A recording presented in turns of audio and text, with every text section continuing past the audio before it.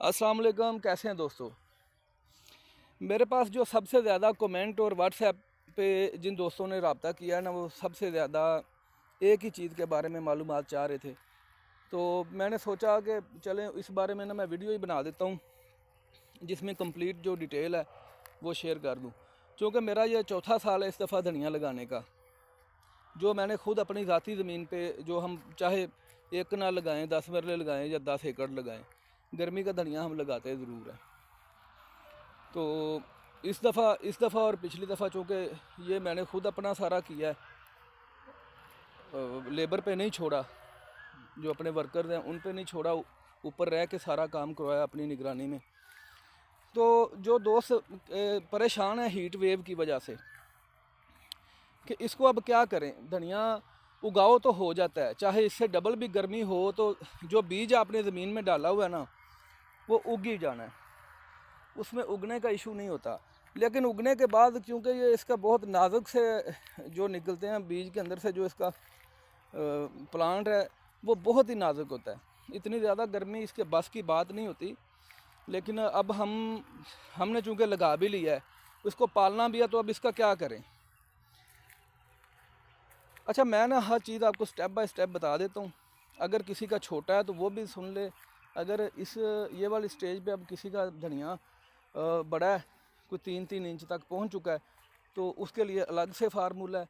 छोटे जिनका बिल्कुल जर्मिनेशन हो रही है वो अलग फार्मूला है। अच्छा ये देखें, ये वाला जो 4 कनाल था ना मेरा, इसमें सबसे ज़्यादा नसारा इसमें हुआ है, तो ये बीज पे आए हुए हैं।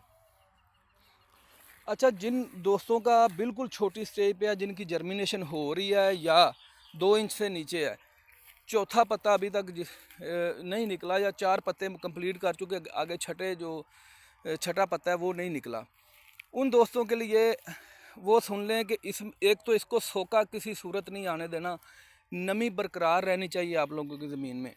अगर आप लोग नमी को मेंटेन नहीं ना करेंगे, वत्तर को नीचे, तो ऊपर से जितनी भी स्प्रे कर लें, जो भी डोज दे लें, जितनी मर्ज़ी हाई पावरफुल इसको आप लोग दे लें, ये आपका किसी काम नहीं आएगा।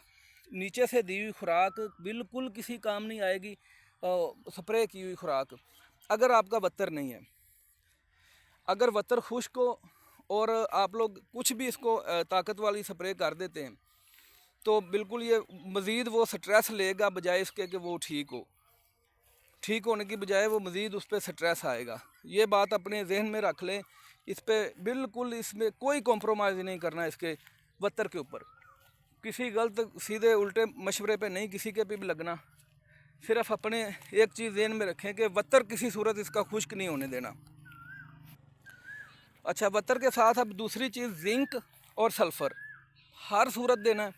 जिंक लाजमी दें, सल्फ़र लाजमी दें। सल्फ़र तो क्योंकि ये जितनी सीवियर किस्म की ये हीट वेव आई है ना, ये धनिया के बड़ा नाजुक सी चीज़ होती है, इसके लिए बड़ा मुश्किल होता है बर्दाश्त करना इसको। तो जिंक कोशिश करें कि 2 किलो जो है ना फ़ी एकड़ के हिसाब से, वो हफ्ते हफ्ते के वक्फे से 2 दफ़ा इसको दें। और बाकी जो जिंक है वो अच्छी जिंक देनी है। कोई ये जो ना 3-3 लीटर वाली कैनी है जिसमें 10% है, 10% वाली जिंक बिल्कुल नहीं देनी, उसका कोई फ़ायदा नहीं है। इसको चिलेटेड जिंक दें। स्वात एग्रो की अच्छी जिंक मिल जाती है। मैं किसी कंपनी की बिल्कुल मशहूरी नहीं कर रहा हूँ, मैं तो फार्मर हूँ, तो मैं तो अपने हिसाब से जो चीज़ें यूज़ की हैं मैं वो बता रहा हूँ, जिसमें दोस्तों का नुकसान ना हो। मैंने इसी की स्वात एग्रो की ही यूज़ की थी, बहुत अच्छा रिज़ल्ट है। आज अगर आपने डाली है अपने किसी फसल को, तो शाम तक आपको, सुबह अगर डाली है शाम तक आपको बता देती है, नज़र आ जाती चीज़ का कलर चेंज हुआ। और अगर आप जिंक और ये सल्फ़र नीचे से दे देंगे ना पानी के साथ, तो बहुत हद तक जो, बहुत ज़्यादा हद तक जो उसको बर्दाश्त कर जाएगी गर्मी को। अब ऊपर ये जो आपको बताइए ना जिंक और सल्फ़र, ये चाहे किसी का धनिया किसी भी स्टेज पे है, ये हर किसी ने देना है। और अगर हीट वेव ना भी आती तो ये लाजमी इसलिए देना है क्योंकि जितना लश ग्रीन इसका कलर होगा ना धनिया का, जितनी ये लश होगी उतनी ही मार्केट में इसकी प्राइस अच्छी मिलेगी। अच्छा, दूसरी चीज़ अब आ गई, जिन दोस्तों ने ऊपर से फोलियर का जिनका प्रोग्राम है, फोलियर वाले जिन जिन दोस्तों की धनिया जो है ना वो 3 इंच से छोटा है ना, वो दो तीन आपको मैं, एक जाफ़र कंपनी का मिलता है माइक्रो न्यूट्रिएंट है, टेकामिन मैक्स, दोबारा सुन लें, टेकामिन मैक्स के नाम से जाफ़र कंपनी का, वो ले लें। अगर वो नहीं मिल रहा, कैंजो का रिलाय ले लें, रिलाय के नाम से कैंजो का एक माइक्रो न्यूट्रिएंट है, अच्छा है, वो ले लें। अच्छा, अगर वो भी नहीं है तो फिर आप अपना सिंजेंटा का क्वांटस ले लें। क्वांटस का मुझे आइडिया नहीं था, ना मैंने कभी यूज़ किया था, तो एक बस मेहरबान है, वो यूट्यूब से ही रब्ता हुआ उनके साथ भी, उन्होंने मुझे रिकमेंड किया था। मैंने अपनी ये वाला धनिया, ये जो आप देख रहे हैं ना, ये ज़मीन, इस पे मैंने वो अप्लाई किया था, अच्छे रिज़ल्ट थे उसके। अच्छा, क्वांटस ले लें। अगर क्वांटस नहीं मिल रहा, इज़ाबियान ले लें। कोई भी इस तरह का जो, ये दो तीन कंपनियां ये जो है ना, ये मैं आपको सिर्फ वो बता रहा हूँ जो मैंने खुद यूज़ किए हुए हैं। कोई धनिया पे इनमें से कोई किए हुए हैं, कोई मैंने बाकी इसके अलावा कोई फसलों पे किए। टेकामिन मैक्स, रिलाय, क्वांटस, इज़ाबियान, ये चार चीज़ें, इनमें से कोई भी मिल जाए। 3 इंच से नीचे जिनका धनिया है उन भाइयों ने हाफ़ डोज करनी है। ये ध्यान में रख लें चीज़ के हाफ़ डोज करनी है, फुल डोज नहीं देनी उसकी। और अगर उसके साथ आप लोगों ने 1 किलो का NPK का पैकेट ले लेना है। अगर किसी को लिक्विड में मिलता है तो वो भी, उसमें वो लिक्विड वाला जो होता है ना, वो मोस्टली 1 लीटर का होता है। तो अगर लीटर वाला आपको मिल गया लिक्विड में, उसका आप ये कर लें कि उसको 500 ml जो फ़ी एकड़, 500 ml NPK 20-20 लेना है। 18-18 मिल जाए वो भी ठीक है। इससे छोटा जो है ना, या इससे हल्की डोज वो ना करिएगा, उसका फ़ायदा नहीं है। क्योंकि ये जो 20-20 है ना, ये बेहतरीन है। NPK 20-20 ले लें, 18-18 ले लें। तो आधा किलो डोज इसकी रखनी है, आधा किलो या हाफ़ लीटर इसकी NPK की, और हाफ़ डोज जो है वो आप लोगों ने जितने, वो शॉप वाले से पूछ लें कि क्वांटस का इज़ाबियान की जितनी डोज़ वो एकड़ पे रिकमेंड करते हैं, उससे हाफ़ कर लें। हाफ़ वो आप ये दोनों चीज़ों का मिक्स करके, मिक्सचर जो है स्प्रे कर दें। करनी आपने पिछले टाइम में शाम के पास, जिस वत्तर नीचे ज़मीन में वत्तर पूरा हो, कि मतलब ज़्यादा वत्तर होना चाहिए, खुश्क ना हो ज़मीन, वरना ये इन चीज़ों, ये जो ऊपर से स्प्रे करेंगे, ये बजाय फ़ायदे के उल्टा यही नुकसान कर देंगी। नीचे वत्तर पूरा करें, वत्तर पूरा करने के बाद ऊपर से इसकी स्प्रे कर दें, तो ये जो पत्ते वगैरह इनका कौलियों के जैसे बन जाते हैं, गोल पत्ते हो जाते हैं। ये देखें जी, दोबारा से जो फूटें हुई हैं धनिया की, बिना पानी के, बिना किसी चीज़ के, ये माशाल्लाह दोबारा से। लेकिन मेरा पहले प्रोग्राम एक दफ़ा बना था कि इसको तजर्बा करता हूँ, फिर बस टाइम कोई नहीं मिला तो कोई तजर्बा वगैरह नहीं किया। लेकिन अगर करते तो इसमें से भी ठीक रह जाना था काम। अच्छा, ये तो होगी 3 इंच वाले भाइयों के लिए। अब जिन दोस्तों का 3 इंच से बड़ा धनिया है, 4 इंच 5 इंच का जिनका धनिया है, वो किलो का पैकेट 20-20 NPK और लीटर उसके साथ जो आप माइक्रो न्यूट्रेंट देंगे, वो बिल्कुल आपने पूरी उसकी डोज देनी है। उसको लो नहीं करना, उसको कम नहीं करना। या 4 इंच से जब धनिया निकल जाता है ना, या 4 इंच तक जब हो जाता है धनिया, उसके बाद आप इसको जितनी मर्ज़ी खुराक दे लें, ये इसका कोई इशू नहीं होता। ये नहीं होता कि ये स्ट्रेस आ गया या पता नहीं बर्दाश्त करेगा नहीं करेगा, ऐसा कोई सीन उसमें नहीं है। तो जिन दोस्तों का 4 इंच या 4 इंच से अबव है, उन्होंने 1 किलो NPK और जो है अपना ये माइक्रो न्यूट्रेंट है जितने, इनको भी पूरी जो एकड़ की डोज जो शॉप वाला आपको रिकमेंड करेगा वो पूरी दें।